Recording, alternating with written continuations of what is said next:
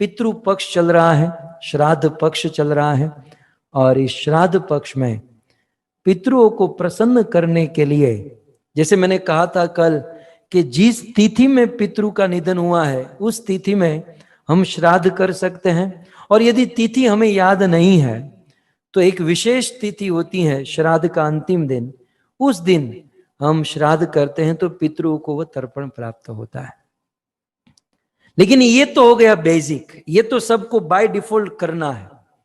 लेकिन यदि हम चाहे कि हमें इससे भी ज्यादा हमारे पितरों के लिए कुछ करना है, क्योंकि हमारे पितरों ने हमारे लिए कितना किया, हमारे पितरों ने हमें बेसिक नहीं दिया, हमें अच्छे से अच्छी एजुकेशन, अच्छे से अच्छे भोजन, अच्छे से अच्छे, हमें सब कुछ अच्छा दिया।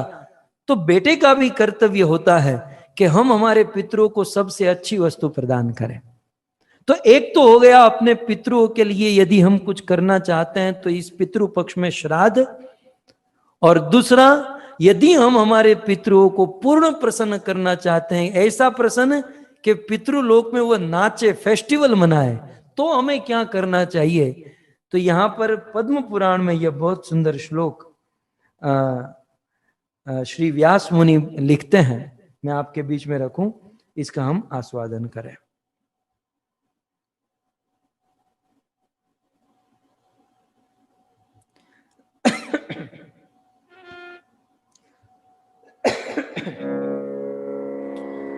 आख्यान में परमं पवित्रं श्रुतं सकृद्वे विददेहदोधम् श्राद्धे प्रयुक्तं पितृतृप्तिमावहे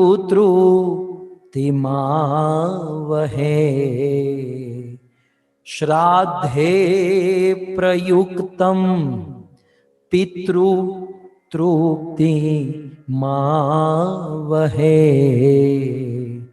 नित्यं सुपाठात् अपुनर्भवं च नित्यं सुपाठादपुनर्भवं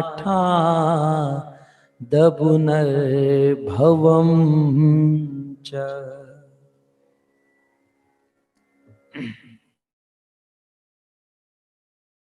श्री व्यास मुनि ये श्लोक पद्म पुराण में निवेदन करते हैं, और यह श्लोक सूत गोस्वामी के द्वारा उच्चारित किया गया है। आख्यानम एतत् परमं पवित्रम। वैसे तो ये श्लोक जो ना श्रुति फल है, ये पूरी कथा के पीछे, मतलब 80 श्लोक के बाद ये श्लोक आने वाला था, लेकिन मैंने पहले ही ले लिया ताकि हम सिंसियर होकर इसे सुने। कहते हैं ये जो आख्यान, आख्यान में व्याख्यान, ये जो व्याख्या डिटेल में जो बताया जाएगा, माने ये जो कथा है एतत् परमं पवित्रम। अब आज से ये जो कथा शुरू होने जा रही है, ये कथा कैसी है, परमं पवित्रम, परम पवित्र कथा है। इस कथा को यदि कोई सुनता है, श्रुतम सकृद्वे विददेह अघ औधम, कहते हैं कि इस कथा को यदि कोई सकृत वय एक बार भी सुनता है, ये जो कथा होगी अभी आज से जो शुरू हो गई, श्रुतम, श्रुतम माने सुनता है, सकृत वे माने एक बार भी, सकृत वे माने आमने सामने बैठकर नहीं, जूम प्लेटफॉर्म पर बैठकर भी यदि कोई सुनता है। मतलब वेद व्यास जी जानते थे कलयुग में कोरोना आने वाला है, इसलिए उन्होंने लिखा सकृत वे है, प्रत्यक्ष रूप से नहीं, अप्रत्यक्ष रूप से जूम पर बैठकर, और हाँ जूम में अपने वीडियो ऑफ करके भी यदि कोई सुने, सकृत का अर्थ यह है कि वीडियो बंद रख के निराकार प्रवचन भी यदि कोई सुने, या फिर फेसबुक यूट्यूब से, सकृत का अर्थ यह होता है, सकृत माने थोड़ा थोड़ा भी, जैसे तैसे इस कथा के संपर्क में आ जाए। देखो ये कथा बड़ी सुंदर है। कहते हैं श्रुतम सकृत वै विदहेत, दहेत माने दहन करना, जलाना, दहेत माने जलाना, दहन करना, और विदहेत माने विशेष रूप से दहन करना। श्रुतम सकृत, सकृत थोड़ी भी इस कथा को यदि कोई सुन लेता है तो विशेष रूप से दहेत, विशेष रूप से वो जलाकर राख कर देता है। किसको? अघो, अघ माने पाप, और अघ औधम, औधम माने बहुत सारे पाप। हमने कम पाप थोड़ी किए हैं, हम तो होलसेल में पाप कर चुके हैं। इसलिए यहां पर कहते हैं औधम, जैसे हम कहते हैं ना धोध बह रहा है, बारिश का धोध हो रहा है, वैसे पाप का धोध। अघ औधम माने पापों का पूरा ओध धोध, भयंकर बहुत सारे पाप किए हो। लेकिन श्रुतम सकृत, अब ये कथा जो होने जा रही है, इस कथा को कोई सकृत थोड़ा भी सुन लेता है तो सभी पापों से वो मुक्त हो जाता है। विद विद विद हेद, वह सभी पापों को जलाकर भस्म कर देता है। चलो ये तो हो गया, कथा जो सुनता है वो सुनने वाले का तो काम हो गया कि सारे पाप जलकर भस्म हो जाएंगे। ठीक है, अब तीसरी लाइन में श्राद्धे, श्राद्धे माने श्राद्ध पक्ष में, पितृ पक्ष में। सच कहूं ना तो मैं भी सोच रहा था कि मैं कौन सी कथा कहूं, कौन सी कथा कहूं। हमारे वधुकुल परिवार ने इतना सुंदर आयोजन किया है, भरत भाई का इतना सुंदर भाव है, विदुर प्रभु का इतने ध्यान से सुनते हैं। तो मैं, कथाएं तो बहुत सारी हैं, होती रहती हैं, होती रहेगी, लेकिन समय पर जो काम हो जाए ना, ये बुद्धिमानी है। इसलिए शिल प्रभुपाद की कृपा से फिर अचानक से ये बात, सच कहूं तो मुझे भी अभी अभी पता चला। इसलिए यहां पर कहते हैं श्राद्धे, स्पेशली श्राद्ध पक्ष में प्रयुक्तम, प्रयुक्तम माने सुनने से, बोलने से, पाठ करने से, स्पेशली श्राद्ध पक्ष में इस कथा का पाठ करेंगे, सुनेंगे या श्रवण करेंगे तो क्या होगा? पितृ तृप्ति आवहे। तीसरी लाइन में देख सकते हैं, श्राद्धे प्रयुक्तम, श्राद्ध पक्ष में यदि इसे बोलोगे, सुनोगे, पढ़ोगे तो क्या होगा? पितृ तृप्तिम आवहे, हमारे पितरों की तृप्ति हो जाएगी। अब इसकी व्याख्या में तो आचार्यों ने बहुत सुंदर लिखा, पितृ की तृप्ति माने पितृ नाचने लगेंगे इस कथा को यदि सुनेंगे तो। अब श्राद्ध का भोजन तो करा दिया, वो तो आप सब लोग कराओगे, वो तो होना है, वो तो मैं आपको छोड़ने वाला नहीं, करा कर ही रहेंगे। ठीक है, लेकिन साथ ही साथ हमारे माँ बाप ने हमको बेसिक चीज थोड़ी दी है, केवल रोटी सब्जी थोड़ी खिलाया है, हमें पिज्जा भी खिलाया, बर्गर भी खिलाया, पार्टियों में लेकर गए, फेस्टिवल, कितना कुछ हमको कराया, तो हमें भी हमारे पितरों के लिए करना चाहिए। तो बेसिक श्राद्ध तो हो गया, लेकिन अब आगे श्राद्धे प्रयुक्तम पितृ तृप्ति माव है।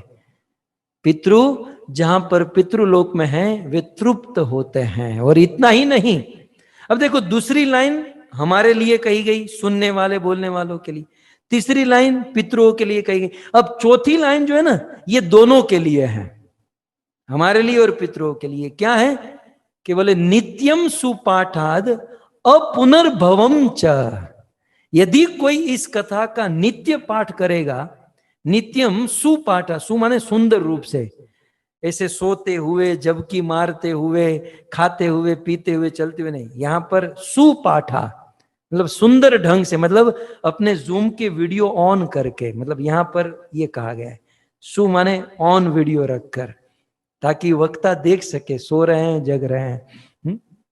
सो नित्यम सुपाठात, यदि नित्य रूप से इस कथा को कोई सुनेगा तो अपुनर्भवम च, तो उसका पुनर्भव अर्थात इस संसार में पुनर्भव, इस भवसागर में उसको पुनः नहीं आना पड़ेगा। अर्थात आचार्यों ने यहां लिखा अपुनर्भवम च माने सदा सदा के लिए भगवान के धाम वैकुंठ को प्राप्त कर जाएगा। कभी कभी होता है ना कि फ्लाइट निकली है यहां से कहीं और जाने के लिए, लेकिन कुछ गड़बड़ हो गई तो बीच में से ही ट्रांजिट से ही कहीं और लेकर चले गए। तो हो सकता है कि हमारे पितरु जा रहे थे कहीं दुर्गति में, लेकिन यह कथा सुनने से नित्यम सुपाठाद अपुनर्भवम च, वहां से सीधे वैकुंठ के रास्ते पर पकड़ लेंगे, है ना। ये बात यहां पर व्यास मुनि ने बताई है। तो ये समझ में आ गया। लेकिन प्रश्न है यार, कथा कौन सी है?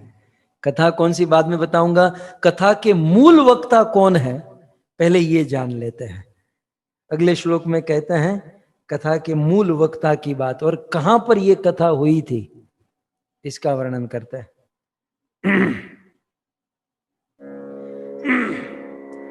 इतिहासमिमं पुण्यम शाण्डिल्यो मुनीश्वर पठते चित्रकूटस्थो पठते चित्रकूटस्थो ब्रह्मानंद परिप्लुत ब्रह्मानंद परिप्लुतः।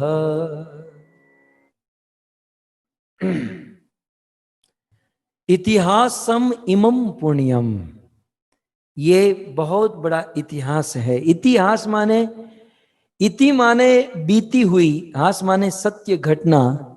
ये कोई जैसे कल कथा ना, वार्ता रे वार्ता बाबो ढोर चारता नहीं है, ये कोई काल्पनिक बात नहीं, ये सत्य कथा है।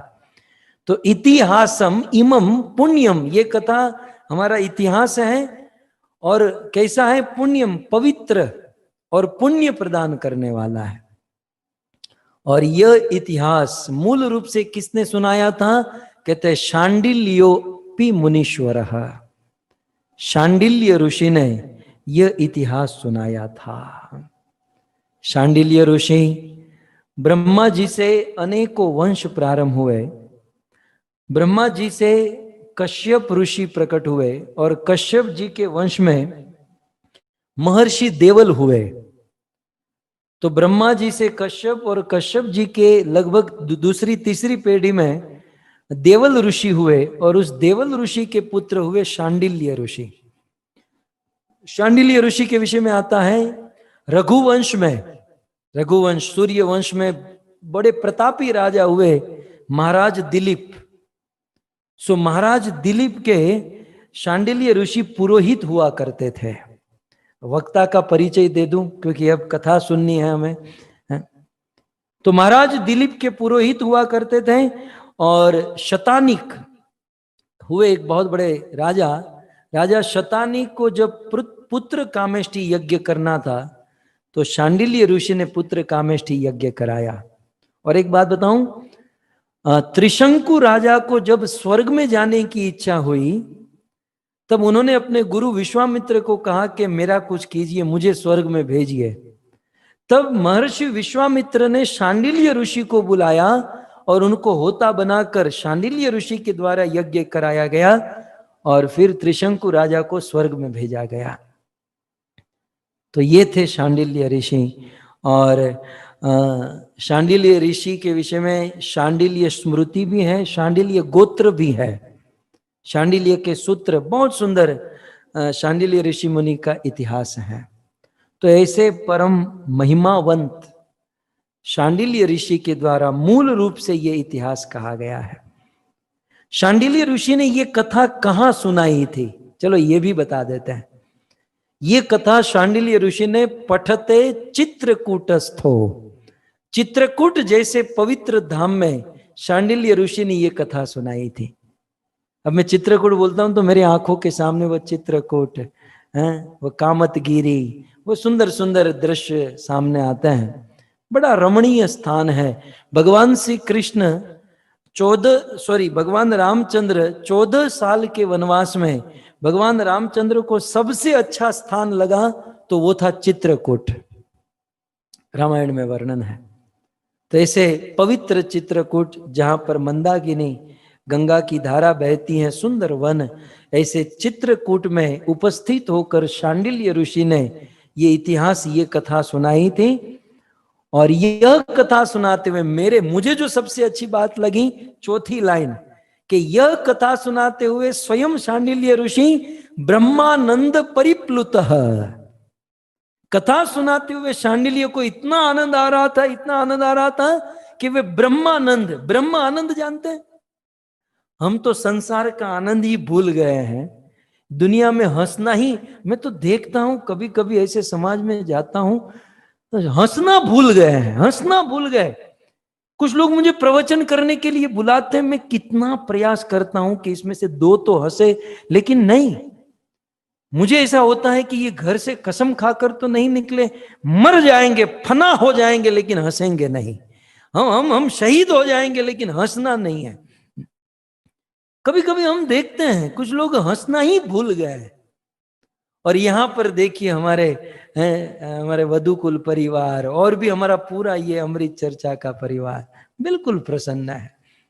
तो दो चीज होती है, ब्रह्मानंद, पहले तो इस दुनिया में कोई आनंद नहीं है, और दुनिया के आनंद से मुक्त जब कोई व्यक्ति हो जाता है तब वो जीरो, दुनिया के सुख दुख से जब मुक्त हो जाता है तो एक जीरो लेवल पर पहुंचता है।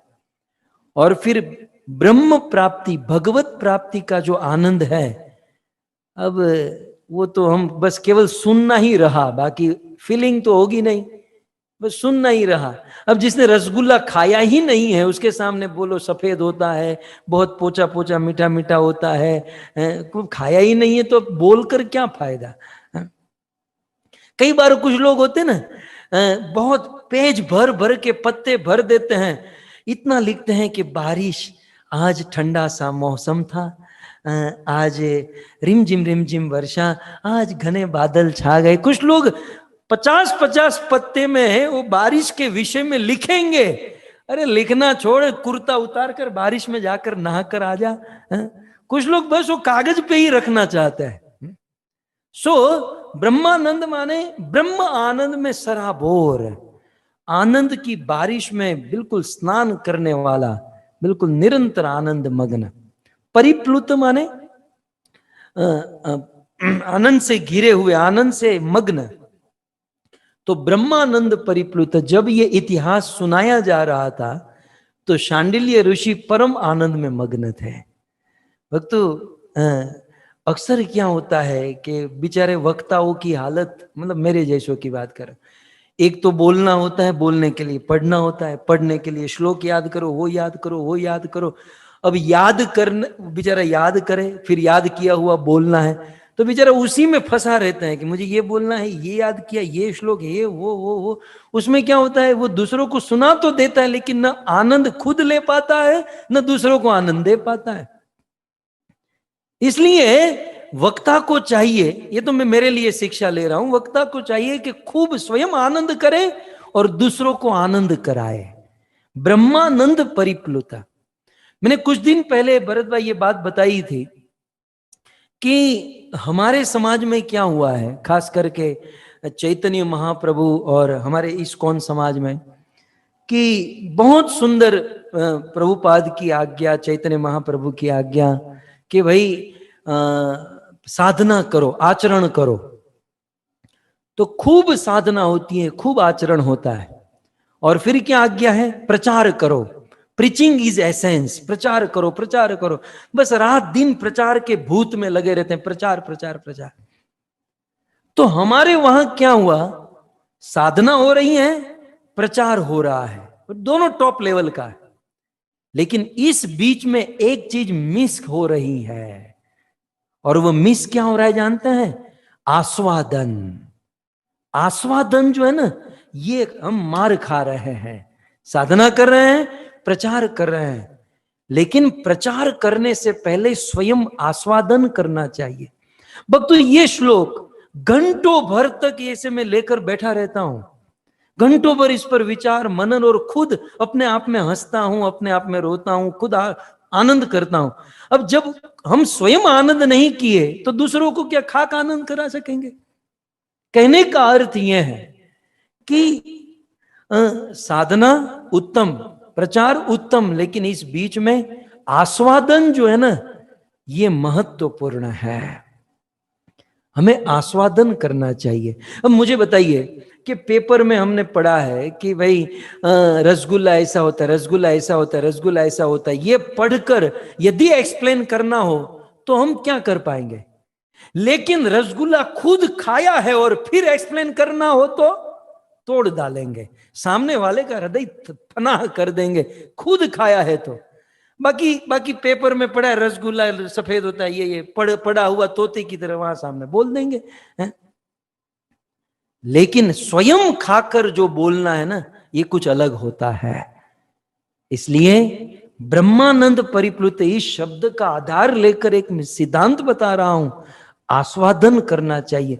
कृष्ण इस धरती पर क्यों आए? हमारे भगवान बड़े स्वार्थी, अंदर की बात कोई सुन नहीं रहा, इसलिए कह रहा हूं। चैतन्य महाप्रभु क्यों आए? कृष्ण क्यों आए? ये तो बाहर की, ये तो बाह्य कारण है ना, बहिरंग कारण, लोगों के ऊपर कृपा करने और प्रेम भक्ति का दान देने के लिए बहिरंग। अंतरंग कारण क्या है? श्री राधाया प्रणय महिमा कीदृशो वान येव, राधा के प्रेम की महिमा, राधा का आस्वादन, राधा को मुझे देखने में क्या आनंद आता है। स्वयं कृष्ण को लोभ हो गया कि यार मुझे जितना आनंद नहीं, उससे ज्यादा आनंद तो राधा ले रही है, मेरे भक्त ले रहे हैं।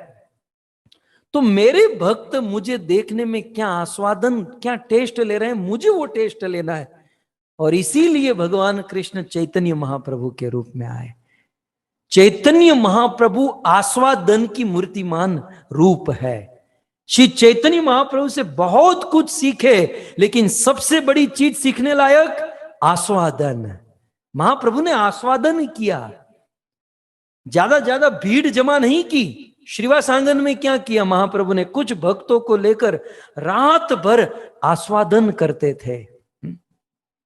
और आस्वादन जो है ना, अपने टाइप के लोगों में ही होता है। आस्वादन करने में कोई एक भी विपरीत दिमाग वाला आदमी आ गया तो आस्वादन नहीं होता। चैतन्य महाप्रभु ने दिखाया ना, श्रीवास आंगन में रात भर कीर्तन करते, लेकिन वो एक ब्राह्मण आना चाहता था, नहीं आने दिया, श्राप दे दिया उस ब्राह्मण ने, महाप्रभु ने नहीं आने दिया, क्योंकि ये आस्वादन है। और आस्वादन स्वयं करें, फिर जब प्रचार करेंगे तब स्वयं भी आनंद लेंगे, दूसरों को भी आनंद करा पाएंगे। इसलिए स्वयं आस्वादन करें, खूब आस्वादन।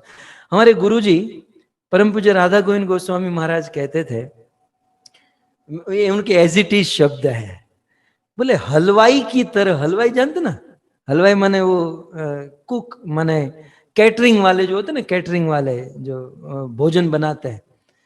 गुरुदेव कहते थे कि हलवाई की तरह दूसरों के लिए ही भोजन नहीं बनाते रहना चाहिए, कभी कभी अपने लिए भी कुछ खाना चाहिए। है? हमारा क्या होता है ना, एक कीड़ा अंदर चला गया है, कुछ भी सुनो लिखेंगे, क्यों? क्योंकि हमको प्रचार करना है। कुछ भी सुनो लिखेंगे, क्योंकि हमको प्रीचिंग करना है। कुछ भी सुनो लिखेंगे, मतलब वो जो हम सुन रहे हैं फिर एक आदत बन जाती है कि ये जो सुन रहे हैं ये हमारे लिए नहीं है, ये दूसरों के लिए है।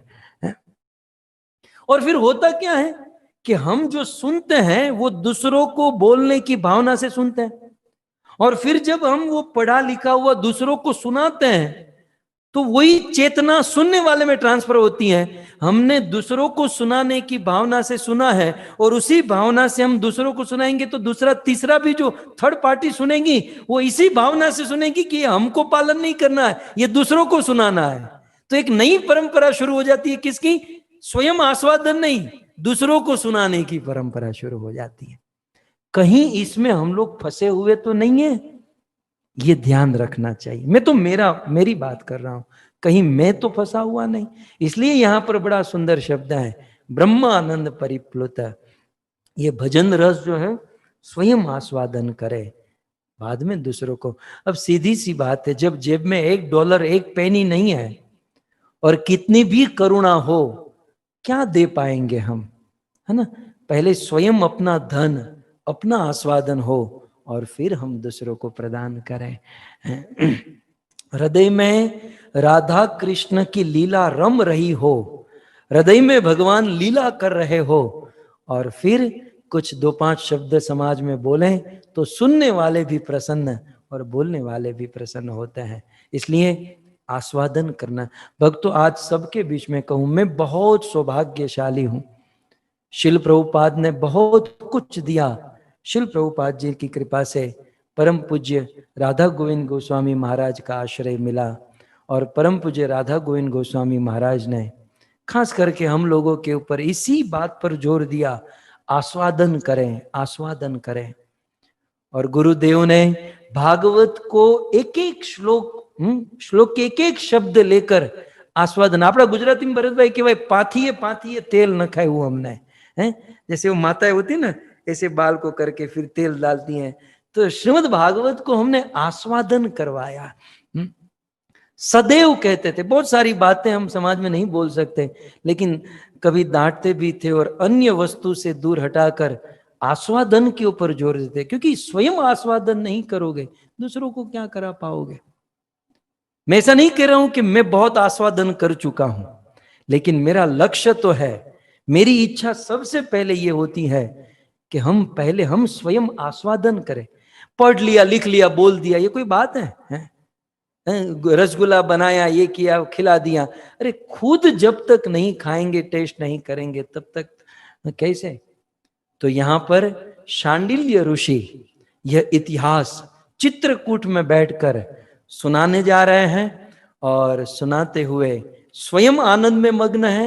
जब कथा सुनाने वाला स्वयं आनंद में होता है तो सुनने वाला नो डाउट आनंद में होता ही है, इसमें कोई प्रश्न नहीं की बात नहीं होती है।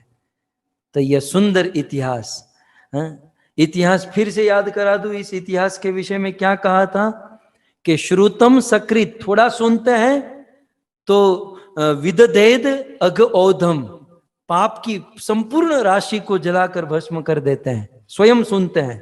और श्राद्धे प्रयुक्तम, इस श्राद्ध पक्ष में, पितृ पक्ष में सुनते हैं तो पितृ तृप्ति माव है, पितरों की तृप्ति होती है। और निरंतर सुनते रहे, नित्यम सुपाठाद, निरंतर यदि सुनते रहे तो अपुनर्भवम च, तो दूसरी बार जन्म नहीं लेना पड़ता, सदा सदा के लिए भगवान के धाम को प्राप्त करते हैं। तो अब आप सबका प्रश्न होगा कि भाई अब ये बताओ, कथा की महिमा पता चल गई, कथा के वक्ता पता चल गए, कथा का स्थान मिल गया, लेकिन ये कथा कौन सी है? ये कथा कौन सी है? छोटे से ब्रेक के बाद सुनाएंगे।